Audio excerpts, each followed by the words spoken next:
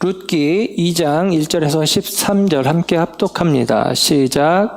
나오미의 남편 엘리멜렉의 친족으로 유력한 자가 있으니 그의 이름은 보아스더라.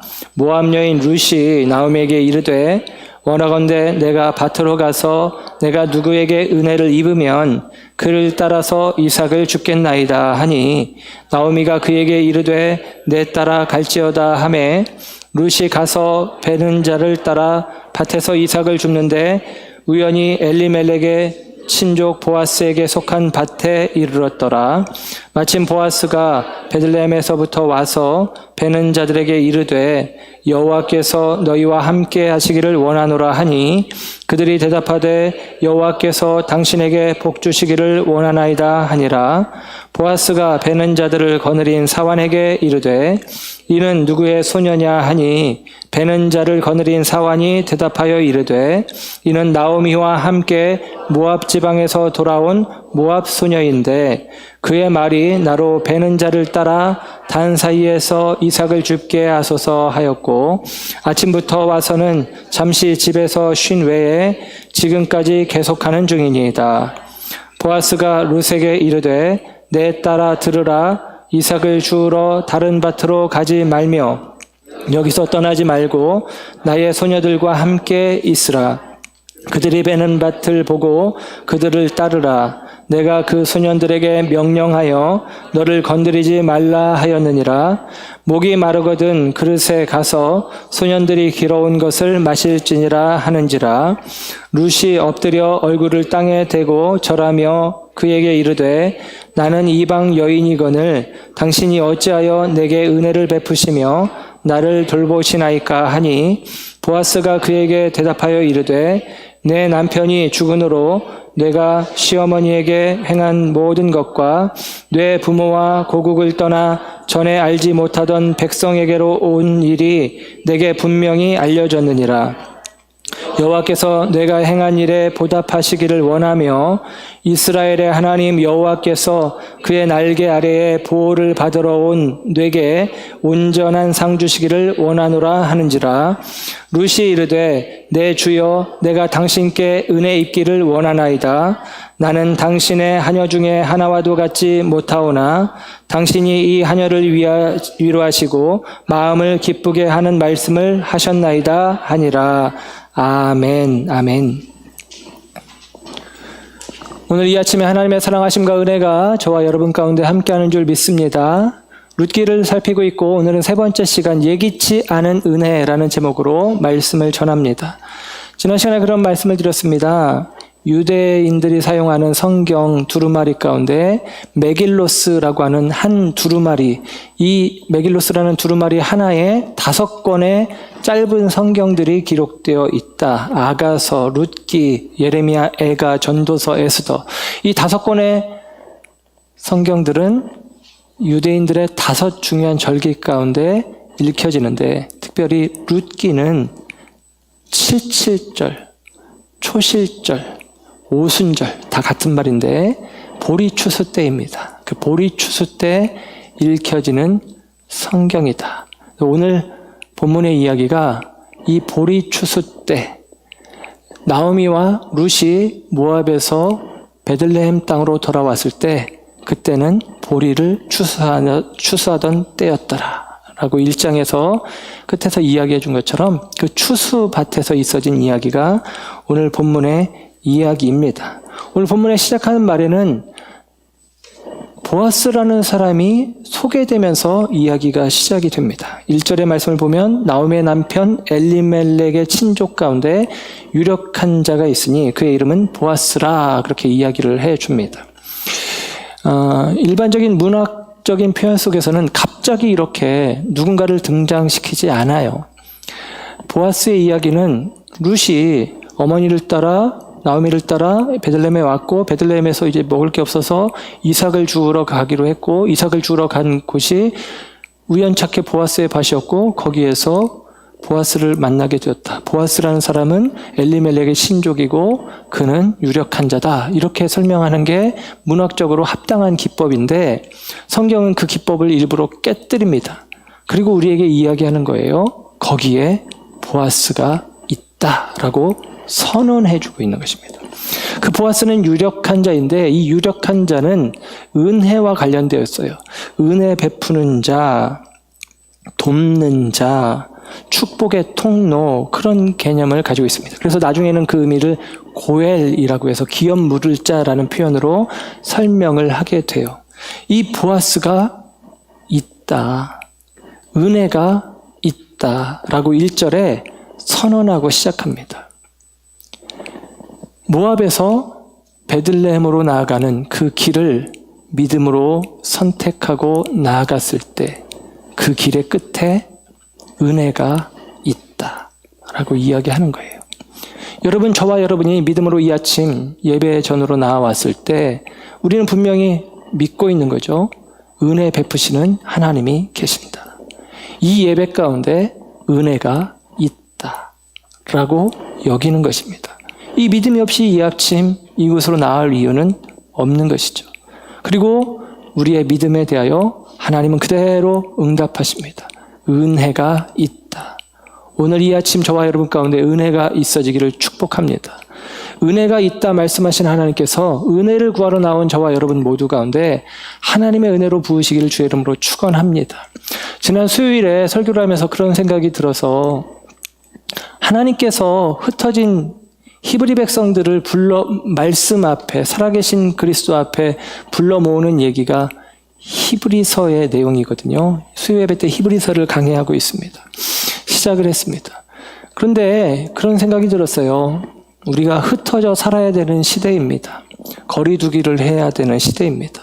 그래서 우리가 함께 어우러지고 만나는 일들이 힘들어졌습니다. 그러나 여러분, 광고 때도 잠깐 이야기했지만 여러분, 저와 여러분이 온라인에 익숙해지지 않기를 부탁을 드립니다. 온라인이 익숙해지면 사실은 우리가 굳이 만날 이유가 없어요.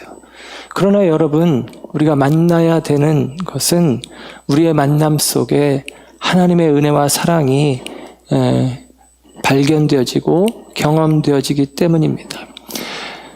거리두기를 해야 되는 상황 속에 사람마다 생각이 다르기 때문에 우리가 회집 예배를 지금 시작했지만 오시는 분도 있고 오지 못하는 분들도 있습니다. 충분히 다 이해가 되어집니다. 다만 여러분, 우리가 어떤 생각과 어떤 마음을 가졌든지 간에 여러분에게 부탁드리는 것 하나는, 특별히 오늘 예배 오신 분들뿐만 아니라 온라인으로 예배하는 분들에게 부탁드리기는 여러분의 발걸음을 은혜의 자리로 나아가는데 주저하지 마시길 바랍니다. 물론 거리두기 해야 되고 또 조심해야 되고 흩어지는 것이 이 시대의, 코로나 시대에 제일 좋은 연대 방법일 것입니다. 그래서 여러분에게 제안하기는 이렇게 제안하면 좋겠습니다. 일주일에 한 번만이라도 교회 마당이라도 와서 밟고 가시기를 바랍니다.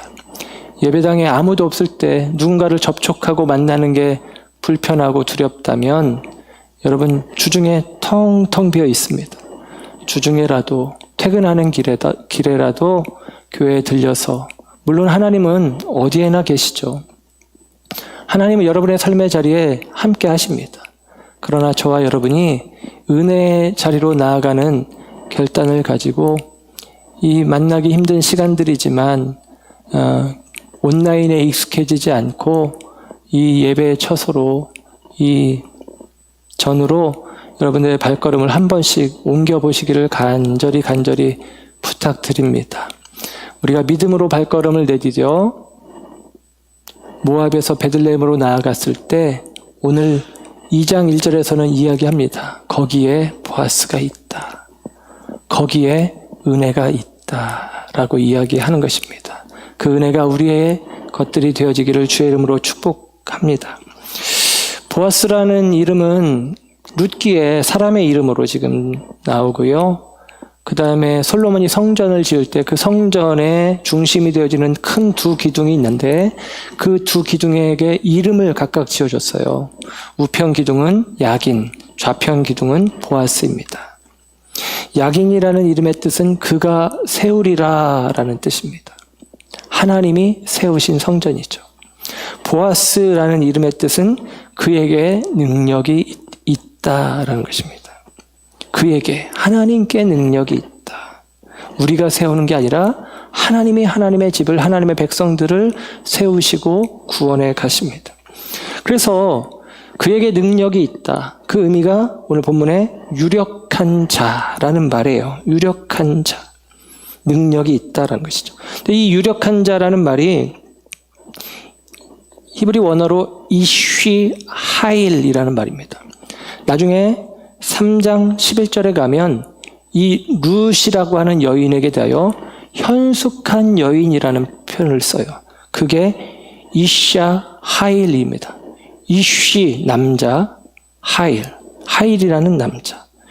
이샤 하일이라는 여자. 이 하일이라는 말은 뭐 여러 가지 의미가 될 수 있는데 좀 한마디로 이야기하면 다른 사람들이 다 인정하는 탁월함이 있는 사람.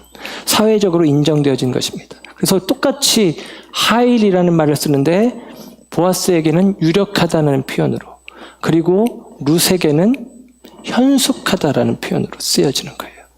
그런데 이게 놀랍지 않습니까? 오늘 이야기가 보아스와 룻이 만나게 되어지는 이야기인데 시간이 지나서 이 보아스와 룻은 함께 부부가 되어지고 하나님의 나라에 이 쓰임 받는 가정이 되어지는 것이죠. 이쉬 하일과 이샤 하일이 만나는 이야기가 오늘 본문의 이야기예요. 은혜가 있는 자리. 그런데 2절은 조금 다른 색깔로 우리에게 이야기를 해줍니다. 어머니 나오미를 따라서 룻이 자기 부모님의 집도 떠나, 그리고 제가 할 수 있는 기회도 버리고 모압 땅에서 베들레헴으로 왔는데, 베들레헴에는 풍년이 들었다는 좋은 소식을 듣고 왔는데, 그런데 베들레헴에 왔지만 이 사람들은 굶주리고 있었던 것입니다. 오늘 보면 2절의 말씀을 보면 이삭을 주스러 가겠다라고 나오미에게 룻이 이야기를 해요. 어머니, 제가 이삭을 주스러 좀 가야 되겠습니다. 왜 이삭을 주스러 가는 것입니까? 먹을 게 없는 것이죠. 풍족한 땅 베들레헴에 왔지만 그들에게는 먹을 것이 없다라는 것입니다. 베들레헴 고향 땅에 왔지만 사람들은 수군거리며 저가 나오미 아니냐 하며 그 옆에 서 있는 이방 여인 룻을 보면서 수군거리며 그리고 멀찍이 서 있습니다. 아무도 반겨주는 사람이 없습니다. 베들레헴에 왔지만 먹을 것도 없고, 베들레헴에 왔지만 반겨주는 사람도 없어요. 이삭을 주우러 갈까요? 그렇게 해라 이야기합니다. 베들레헴으로 돌아온 두 여인이 얼마나 그 삶이 곤고한 삶인지 이삭을 주스러 나간 모습을 통해서 우리에게 보여줍니다. 밀레가 그림을 그렸죠. 만종, 늦은 추수, 굉장히 감사의 기도를 올리는 모습을 보게 됩니다. 밀레가 그린 또 다른 그림, 이삭 줍기 혹은 이삭 줍는 여인들이라고 하는 제목의 그림이 있습니다. 3명의 여인이 허리를 숙여서 이삭을 주워 올리는 장면이죠. 그 장면을 보고 예를 들면 미술 비평가들은 이런 이야기를 합니다. 목가적이다, 서정적이다. 그 색채나 분위기를 보면 마음이 평안해지는 그런 느낌들이 있어요. 목가적이다, 서정적이다. 그런데 여러분, 이삭을 줍는 여인들, 그 그림, 그 모습, 여러분, 그 모습은 한마디로 말하면 거지 같다는 것입니다. 거지꼴이 되어진 것입니다. 주워 먹어야 되는 상황이죠. 주운 것을 가지고 연명해야 되는 상황이 되었다라는 의미입니다. 땅바닥에 떨어진 나달들을 줍는 것, 그것이 룻이 할 수 있는 유일한 일이다라는 사실이죠. 풍요로운 베들레헴에 왔는데 여전히 줄인 것입니다.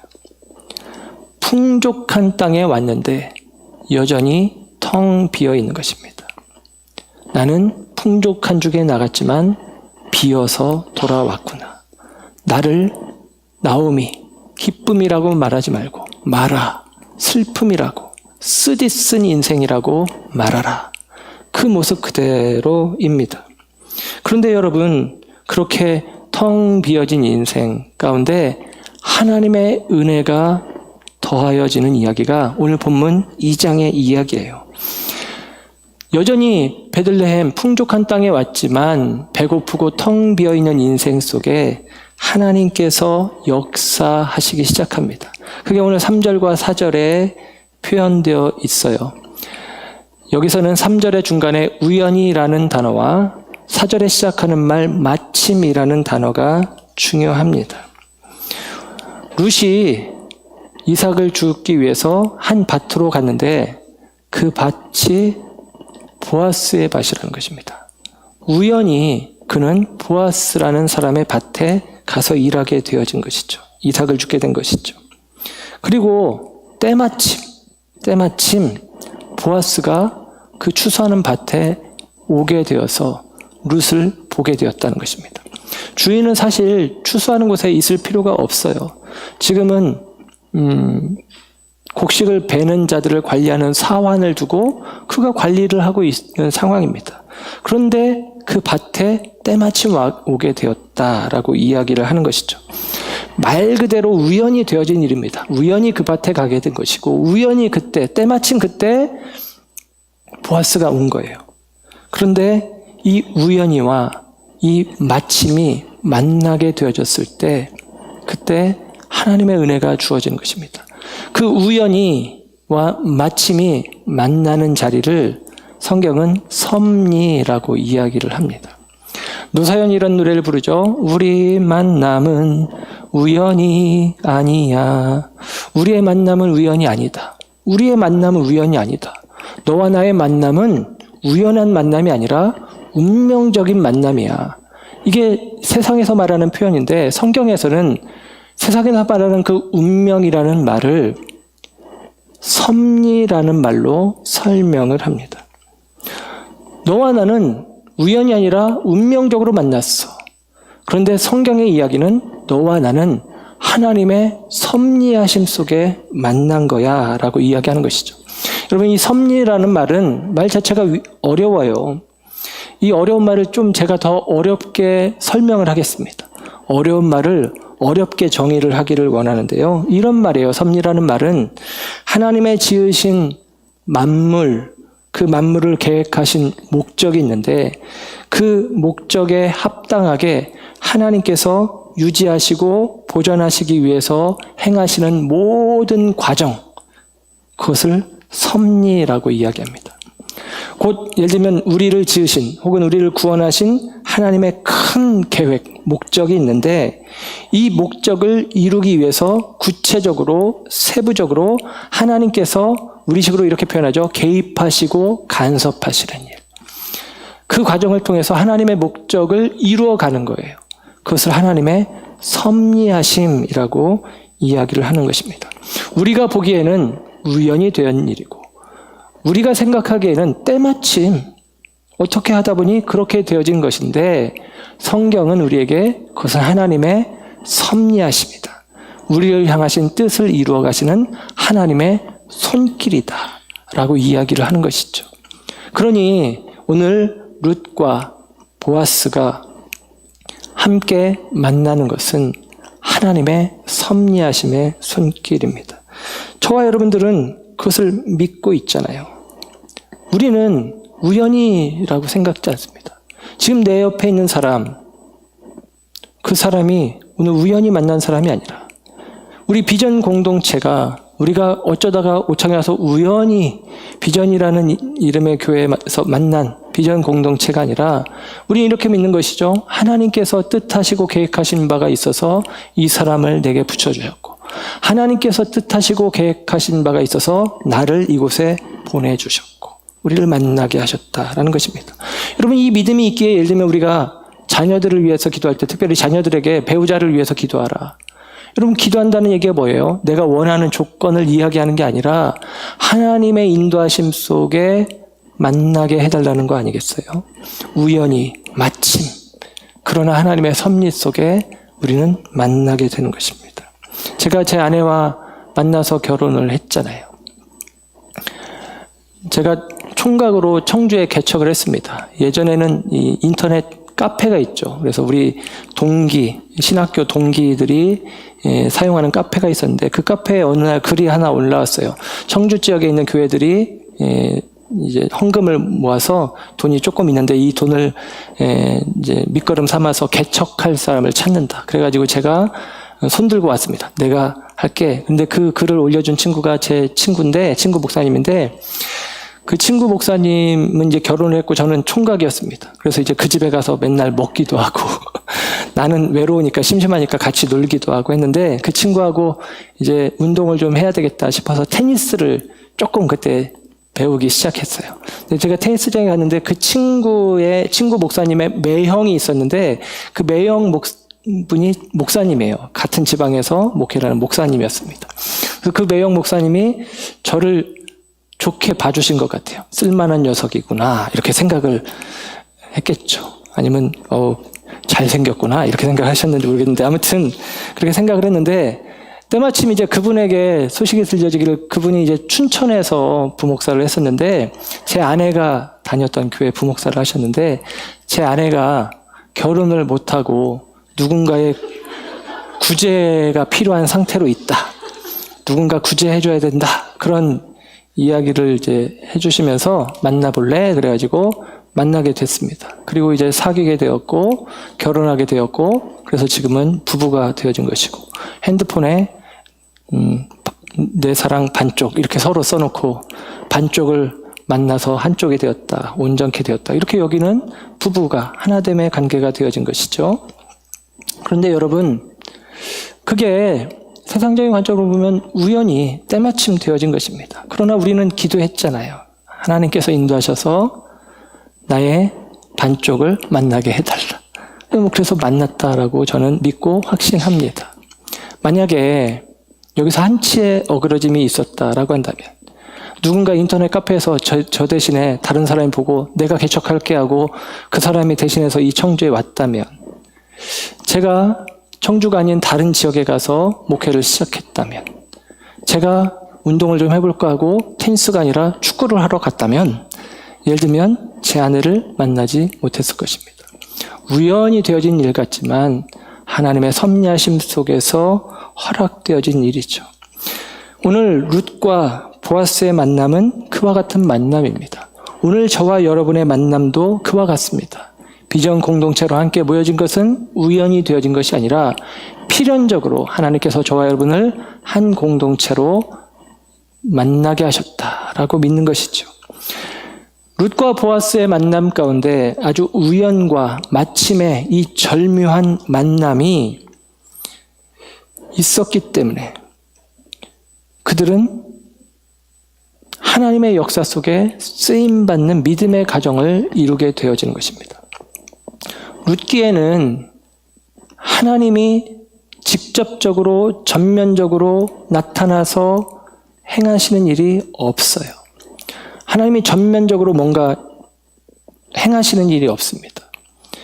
그냥 하나님은 보이지 않는 분으로 보이지 않는 손으로 역사하시되 우연과 마침이라고 하는 은혜의 단비를 내려주시는 것입니다. 그리고 그 속에서 생명의 역사들이 이루어지고 있다라는 사실이에요. 오늘 저와 여러분의 삶의 자리에서도 우연히 혹은 때마침 되어지는 일들이 하나님의 은혜의 단비로 저와 여러분 가운데 부어지며 저와 여러분을 향한 하나님의 보이지 않는 섭리의 손길이 이끌어 가시는 과정들임을 믿으시기를 주의 이름으로 축원합니다. 오늘 보아스가 그 밭에서 룻을 보게 되었습니다. 그 룻을 향해서 오늘 본문 8절에 보면 이렇게 말해요. 내 딸아 그럽니다. 처음에는 질문을 그 밭에서 일하는 관리자 사원에게 묻거든요. 저 소녀가 누구냐? 소녀라고 이야기했다가 내 딸아 그렇게 이야기를 합니다. 내 딸아 그렇게 이야기를 해요. 내 딸아. 그런데 여러분 딸아라고 이야기하는 거 보니까 나이 차이가 꽤 나는 것 같아요. 그렇죠. 분명히 나이 차이가 납니다. 보아스는 나이가 많은 사람이고 룻은 뭐 우리가 이제 젊은 과부를 청산과부라고 표현하나요? 아무튼 젊은 과부입니다. 그런데 그 내 딸아 하면서 벌써 그 안에 긍휼한 마음이 깃들어져 있잖아요. 그러면서 그 룻을 향해서 보아스가 이런 이야기들을 합니다. 은혜를 베푸는데요. 오늘 말씀 가운데 보면 8절에 이하 보면 야 내 딸아 너 다른 밭으로 가지 마. 그냥 내 밭에서 계속 이삭을 주어라. 괜찮다. 그리고 내가 소년들에게, 일하는 소년들에게 너 건들지 말라고, 겁탈하지 말라고 얘기해줬다. 그러니까 안전하니까 계속 같이 일하고, 그리고 일하다 목마르면 소년들이 길어온 물, 그 물 편하게 마셔라. 그렇게 해줍니다. 그러니까 뭐예요? 안전과 편의를 제공하면서 여기서 다른 밭에 가지 말고 여기서 계속 일해. 예. 복리 후생이 잘 되어진 평생 직장을 지금 제의를 하는 것입니다. 너무 좋죠. 그러니까 룻이 이렇게 반응을 해요. 10절의 말씀을 보면, 아니 나는 이방 여인인데 어찌하여 내게 은혜를 베푸십니까? 라고 이야기를 합니다. 한편으로는 참 감사하지만 한편으로는 뭐지? 왜 나한테 잘해주지? 하면서 경계하는 마음이 드는 거죠. 신명기 23장 3절 말씀에 보면 암몬 사람과 모압 사람은 여호와의 총회에 들어오지 못하리니 그렇게 이야기합니다. 모세가 가나안 땅에 들어갔을 때 이스라엘의 총회에, 우리 공동체에 암몬 사람, 모압 사람은 못 들어온다. 하나님의 말씀으로 선언했어요. 왜냐하면 출애굽 여정 가운데 암몬 사람, 모압 사람들이 이스라엘에 가는 길을 막아서고 도와주지 않았기 때문입니다. 그래서 그들은 저주받은 백성, 이스라엘의 총회에 들어오지 못할 백성으로 치부합니다. 사실 오늘 본문에 나오는 보아스가 이따 얘기하겠지만 보아스는 기생 라합의 아들이거든요. 그러니까 여호수아서 이 가나안 정복 전쟁 초기에 여리고성에 있었던 사람이니까 보아스는 라합의 아들이니까 사사기 시대 때에 룻기가 있는데 사사기 초기의 이야기입니다. 사사기 초기의 이야기인데 그 사사기 초기의 상황 속에서, 그러니까 모세가 이런 명령을 이야기한 지 그리 오래되지 않은 시간이죠.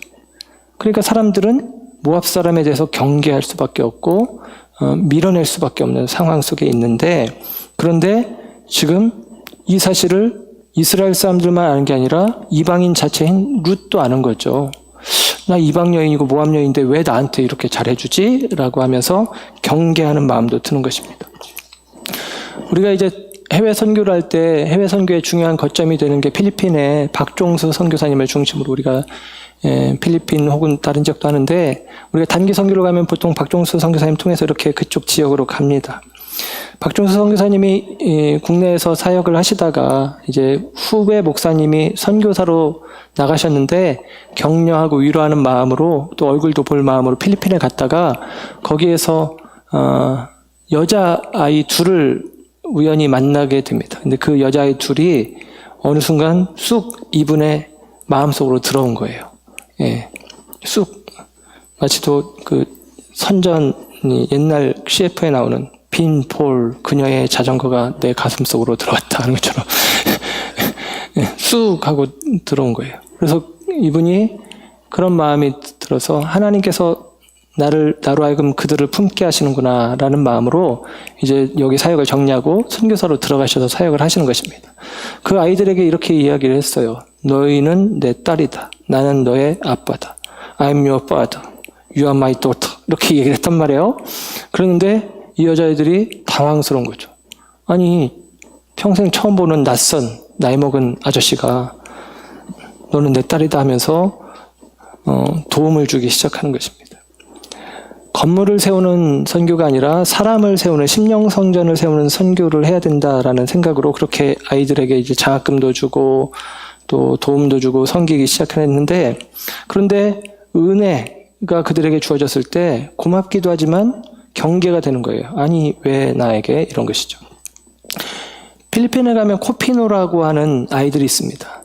코리안 그리고 필리피노가 합쳐진 코피노. 한국 남자들이 가서 무분별한 성생활을 하고 책임지지 않은 사생아들이 있는데 그 아이들을 코피노라고 표현을 합니다. 그래서 사회적인 문제가 되기도 하는데, 예를 들면 그런 인식들이 필리핀 안에 있는 거죠. 한국 사람에 대한 인식. 한국의 나이 많은 사람이 왜 나에게 이렇게 처음 보는 나에게 이렇게 잘 해주지 하면서 경계를 하는 거죠. 실제로 아이자라는 그 아이 가운데 하나가 아이자인데, 아이자는 지금은 애엄마가 됐고 목사님이면서 고등학교 선생님입니다. 그리고 필리핀에 있는 그 바기오 지역의 교회를 지금 목회하고 있어요. 지금 선교사님과 동역하면서 목회를 합니다.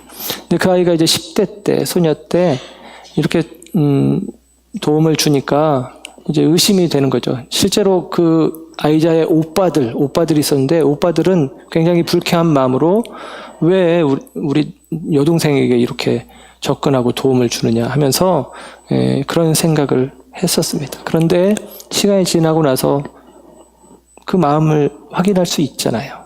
계속같이. 그리고 결국에는 지금은 뭐 당연히 아빠, 딸 관계가 되었고, 그 가족 모두가 신앙 안에서 잘 세워지고 있다라는 것을 보게 됩니다. 여러분, 왜 내게 은혜를 베푸나 이해가 안 되죠. 이해할 수 없는 상황입니다. 룻이 이야기예요. 어찌하여 이방 여인인 나에게 은혜를 베푸십니까? 대답이 궁금합니다. 보아스가 대답을 하는데, 그 대답 이전에 보아스가 왜 이방 여인 룻에게 은혜를 베풀었을까라는 생각을 해봅니다. 왜 은혜를 베풀었을까? 여러분, 보아스는 말씀드린 대로 라합의 아들이에요. 라합은 가나안 여인인데, 출애굽한 이스라엘 백성들이 가나안에 들어갈 때 여리고성에서 정탐꾼들을 숨겨주고 도움을 주고, 그는 이스라엘 하나님을 받아들이고 이스라엘 공동체에 속하게 되었고, 이 이스라엘 공동체에서는 이 라합을 품고 그가 이제 살몬이라는 유대 지파의 남자를 만나게 돼서 결혼합니다. 그리고 살몬과 라합 사이에서 태어난 아들이 보아스인 거예요. 그리고 보아스는 룻과 또 결혼해서 오벳이라고 하는 아들을 낳고, 오벳은 이새를 낳고, 이새는 다윗을 낳게 된 것입니다. 그러니까 보아스는 다윗의 증조 할아버지, 룻은 다윗의 증조 할머니가 되어지는 거예요. 그런데 여러분, 말씀드린 대로 보아스는 라합의 아들이라고 했습니다. 라합은 기생 라합 이렇게 표현되죠.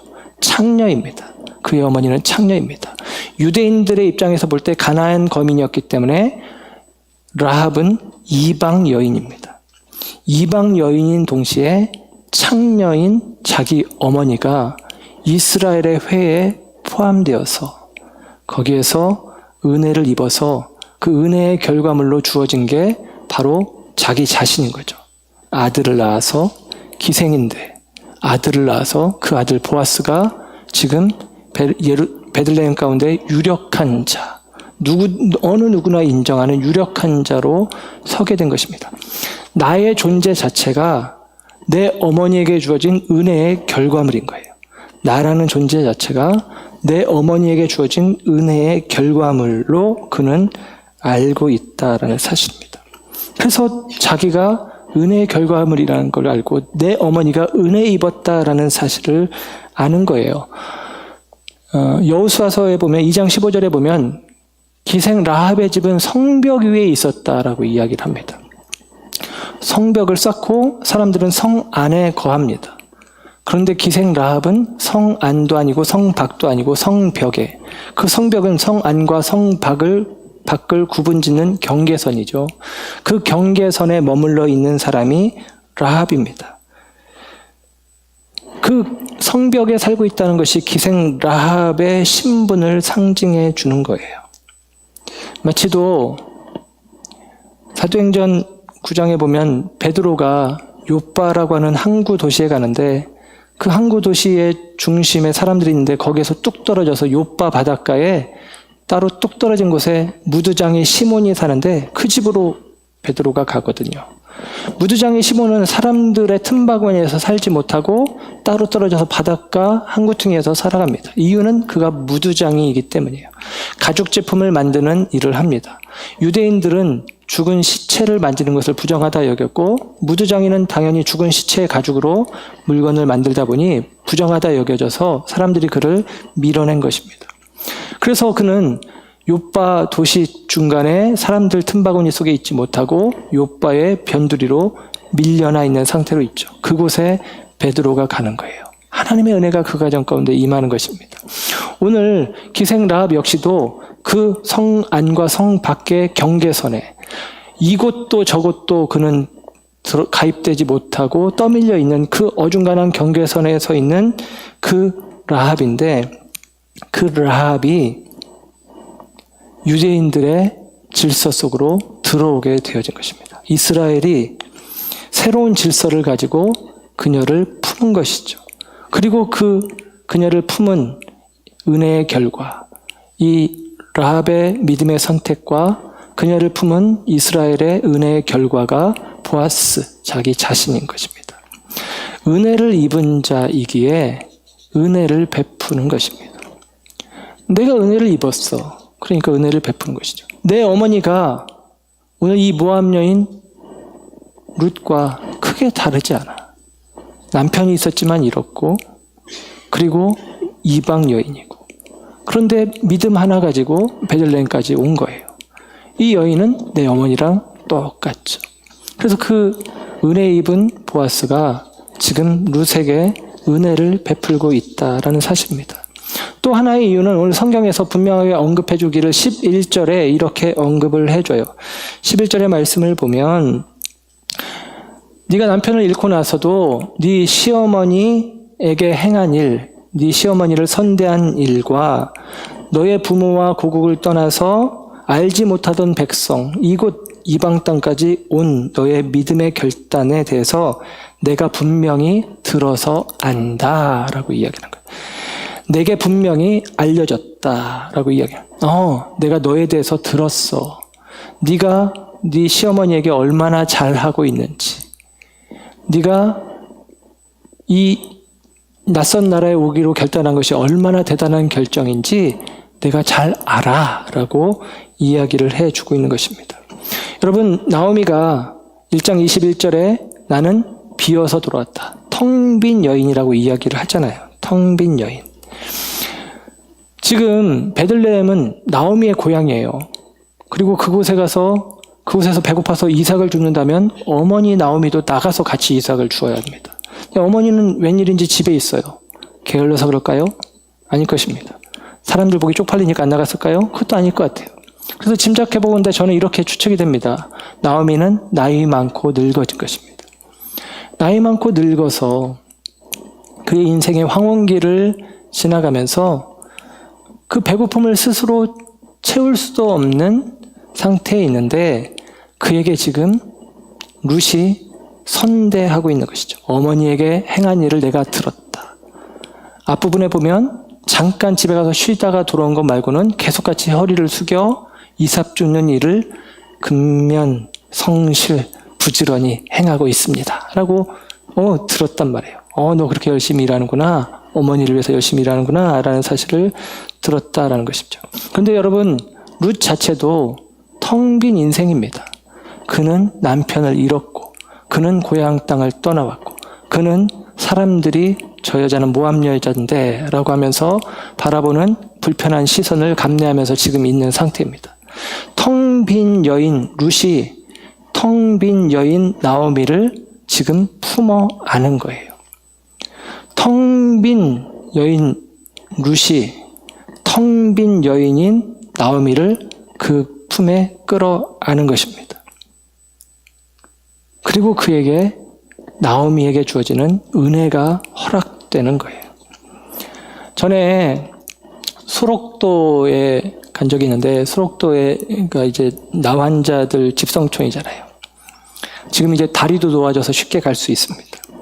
거기에서 굉장히 마음에 깊이 남는 장면을 하나 목격하게 되었는데 나병에 걸려서 손발도 다 문드러지고 이 할머니는 눈도 멀어버린 거예요. 남편 되신 할아버지도 눈이 멀어서 두 분 다 아무것도 못 봅니다.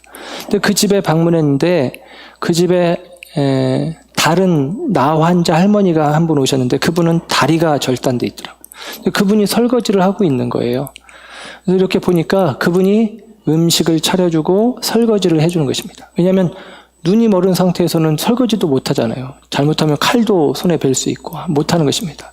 음식을 만들 수도 없죠. 불을 만질 수도 없죠. 그러니까 두 분 다 눈이 멀어 있으니까 아무것도 못하는데 내가 보기에는 참 불쌍해 보이는 할머니가, 다리가 다 잘려나간 할머니가 와가지고 음식을 차려주고 설거지를 하고 있는 거예요. 참 그 모습이 이채롭게 느껴졌는데, 여러분, 때로는 더 작은 자, 더 부족한 자가 내 옆에 있어요. 끌어안을 수 있습니다. 나도 도움이 필요한, 제가 보기에 그분도 참 불쌍하고 그분도 참 도움이 필요한, 나병으로 말미암아 다리가 다 잘려나간 불쌍한 인생인데, 그분은 자기보다 더 불편하고 자기보다 더 어려운 자를 돕고 있더라, 품고 있더라라는 것입니다. 예수님은 팔복의 말씀 속에 우리에게 이렇게 이야기합니다. 긍휼히 여기는 자는 긍휼히 여김을 받으리라. 앞에 있는 긍휼은 우리의 긍휼입니다. 내가 긍휼히 여길 때, 뒤에 있는 긍휼은 하나님의 긍휼이죠. 하나님이 나에게 긍휼히 여겨주신다, 긍휼을 베풀어 주신다라는 것입니다. 나보다 더 작은 자, 나보다 더 부족한 자를 끌어안을 때 하나님의 긍휼하심의 은혜가 우리 가운데 임하게 되어진다라는 사실입니다.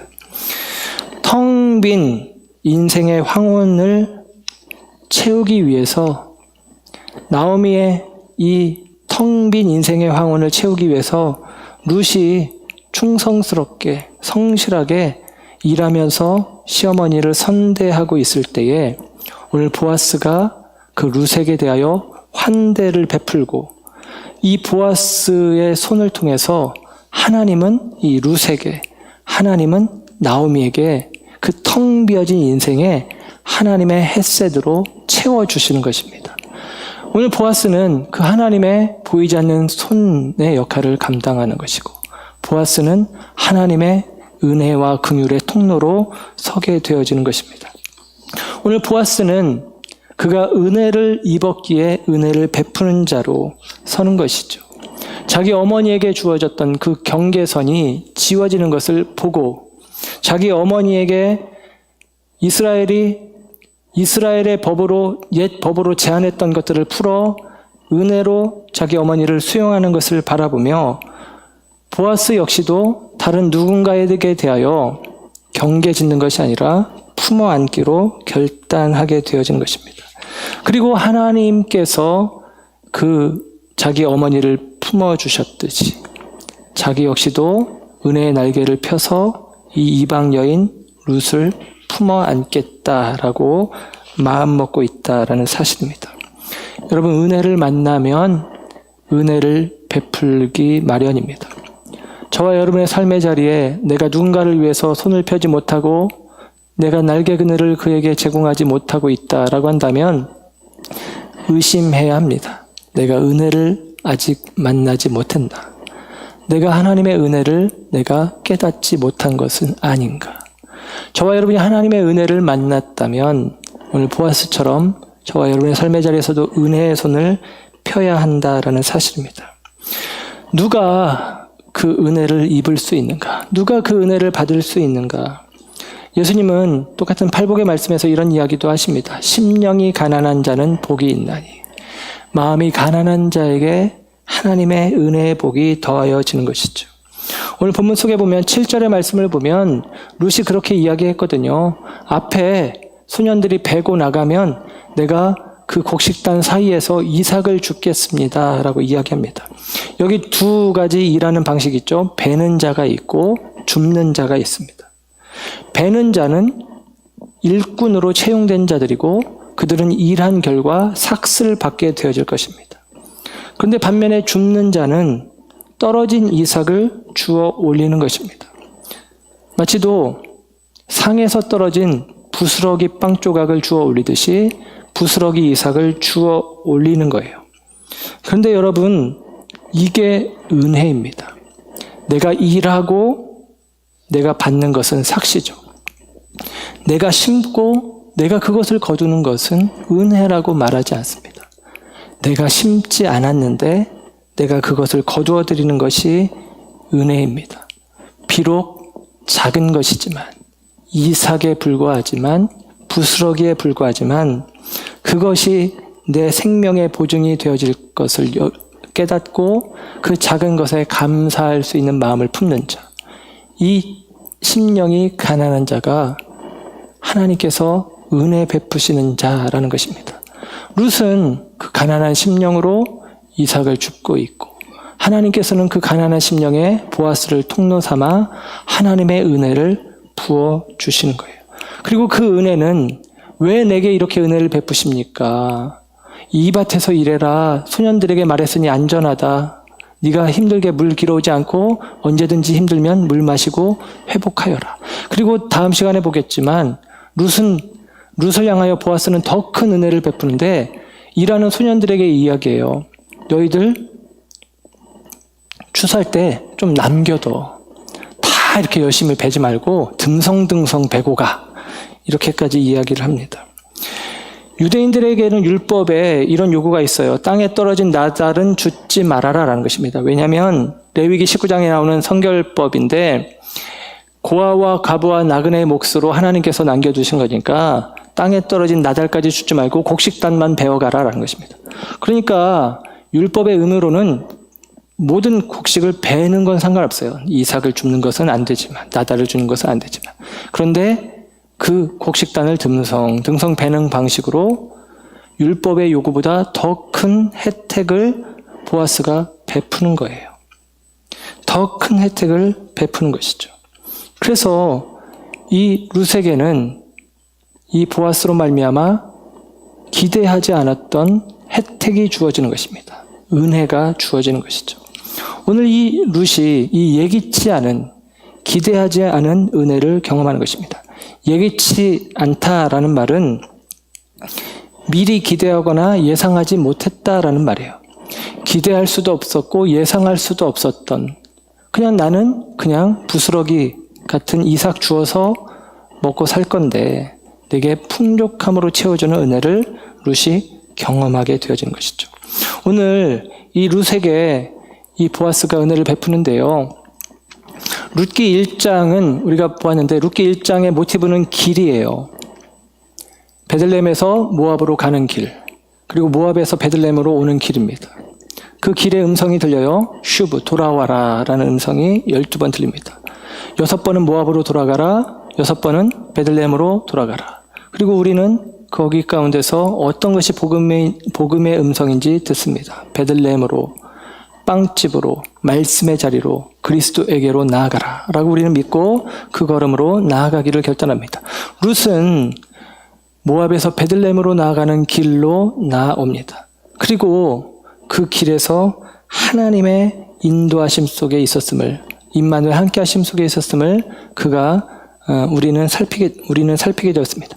그리고 룻기 2장에 와서는 모티브가 되는 것은 밭입니다. 밭. 2장에서는 밭이에요. 우연히도 보아스의 밭에 이르렀고 마침 그 밭의 주인이 나타나서 1장에서 슈브, 돌아와라 라는 음성이 12번 들렸다면 2장에 이 밭에 들려지는 음성은 은혜라는 말입니다. 헨이라는 말인데요. 2절에 보면 내가 은혜를 입으면 그럽니다. 10절에 은혜를 베푸시며 그럽니다. 13절에 내가 당신께 은혜 있기를 원합니다 라고 이야기합니다. 헨이라고 하는데요. 은혜입니다. 이 밭은 풍성함을 상징하고 수확을 상징하는데, 이 밭에 룻이 받아들여진 거예요. 이 밭에 룻이 끌어안아진 것입니다. 포함되어진 것이죠. 룻은 경계선에서 밀려나 있는 인생인데, 이 밭에 룻은 그 밭에서 얼마든지 얻고 취할 수 있는 혜택을 누립니다. 그리고 그것을 제공하는 사람은 다름 아니라 보아스예요. 보아스는 그 밭에서 은혜를 베풀어 줍니다.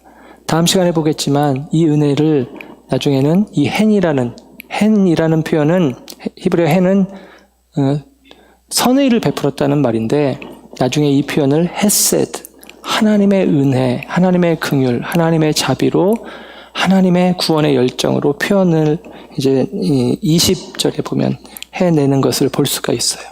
사랑하는 여러분, 보아스는 룻이 하나님의 은혜 아래로 피하는 것을 알게 되었습니다. 눈치챈 거예요. 그리고 그 은혜를 온전히 룻이 누리기를 원했습니다. 그래서 그는 율법의 규정보다 더 큰 자비와 더 큰 은혜를 베풀며 예기치 않은 은혜를 루스의 입장에서는 얻게 되는데, 예기치 않은 뜻밖의 은혜를, 뜻밖의 혜택을 루스에게 부어주고 있습니다. 여러분, 우리는 안 그렇습니까? 우리에게 주어진 은혜는 그렇지 않습니까? 우리는 구원받았다라는 표현을 하죠. 우리가 구원에 합당한 자들입니까? 구원이 예상되어진 자들입니까? 구원이 우리의 삶 가운데 예측되어진 상태에 있었습니까? 우리가 아직 죄인 되었을 때에 그리스도께서 우리를 위하여 죽으심으로 하나님께서 자기의 사랑을 확증하셨느니라. 우리는 저주 가운데 있었던 자들인데 하나님께서 은혜를 베풀어 주십니다. 우리는 하나님의 은혜를 입은 자들입니다. 그리고 그 은혜 속에서 우리는 새롭게, 우리는 또 온전하게 거듭난 자들이죠. 은혜 속에 있는 풍족함을 취한 또 다른 의미의 이 시대의 유력자들입니다. 그리고 저와 여러분에게 대하여 오늘 우리가 하나님의 은혜를 입은 자라면 보아스가 받은 은혜대로 은혜를 베풀었듯이 저와 여러분 역시도 우리에게 주어진 은혜를 우리 안에 가두어 두는 것이 아니라 은혜를 베푸는 자로 서야 한다라는 것입니다. 오늘 이 밭이 모티브가 되는 이 이야기 속에서 보아스는 자기 밭인데 자기 밭의 한 부분을 룻을 위해서 비워두는 것입니다. 그가 취할 수 있도록, 그가 설 수 있도록, 그가 풍족함을 누릴 수 있도록. 사랑하는 여러분, 저와 여러분에게도 이와 같은 모습이 필요합니다. 내가 은혜 받은 자라면 나의 삶의 한 공간을, 나의 마음의 한 켠을 비워두는 것이죠. 그를 위해서. 물론 그렇게 하지 않아도 율법의 의미에 크게 저촉되지 않지만 은혜의 법을 아는 자이기에 그렇게 우리는 선택을 하는 것입니다.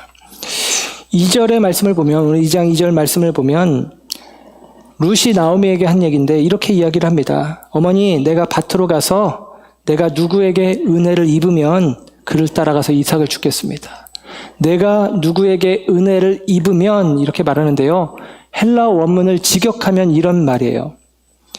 내가 누구에게, 곧 내가 그의 눈에서 은혜를 발견한다면, 이런 뜻입니다. 내가 그의 눈에서 은혜를 발견한다면.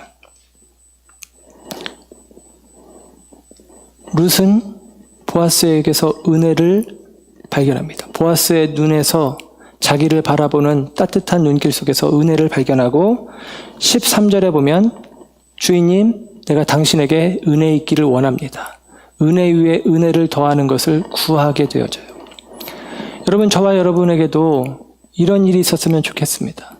사람들이 저와 여러분의 눈을 보고 저와 여러분의 눈 속에서 은혜를 발견하는 일들이 있었으면 좋겠습니다. 저와 여러분의 눈 속에서 은혜를 발견할 수 있다면 참 복된 인생이 아닐까. 여러분, 이게 어떻게 가능하냐?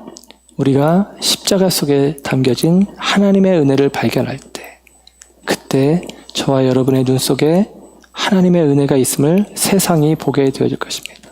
그리고 그 은혜를 우리가 발견한 자라면 저와 여러분은 어렵고 힘든 사람들에게 때로는 오늘 보아스처럼 내 삶의 영역의 한 부분을 비워두는, 그를 위하여 선대의 공간을 만드는, 내 마음 한켠에 그를 품 안을 수 있는 마음의 환대의 공간을 만들어가는 과정이 우리 가운데 필요하다라는 사실입니다. 오늘 저와 여러분 모두가 보아스와 같이 하나님의 마음으로, 은혜의 마음으로 저와 여러분의 마음과 삶의 한 공간을 비워내기를 결단하는 우리 모두가 되시기를 주님의 이름으로 축원합니다.